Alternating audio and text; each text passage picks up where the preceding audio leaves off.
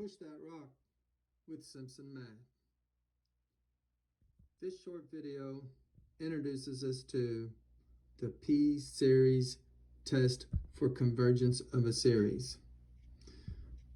We already know, according to the integral test, if we have a corresponding function and sequence, a function whose outputs are the same as the outputs of the sequence for all natural number inputs, and that function is continuous positive decreasing function, then integrating that function from 1 to infinity and looking at the corresponding series of the sequence, the partial sums of the sequence, those two things will behave similarly. If one converges, the other converges. If one diverges, the other diverges. So, knowing that,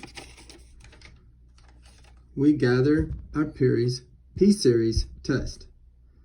If we're looking at a series and our argument is 1 over n to a p, and p is positive, we know it converges if p is greater than 1 because we already have a p-test for improper integrals from 1 to infinity, which would be the corresponding improper integral. And if p is less than 1, positive, but less than 1, or equal to 1, then this series diverges because the corresponding improper integral by the p-test diverges. One last thing. We saw earlier when we took the integral of the function 1 over x from 1 to infinity, that function diverged, which means that this series diverges.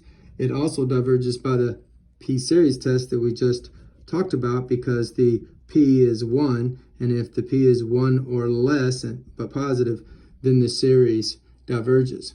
This particular series, the sum of the reciprocals of the natural numbers, is called the harmonic series. And we say the harmonic series famously diverges. So when you talk about the harmonic series, you use the phrase famously diverges. Success starts here at Temple College.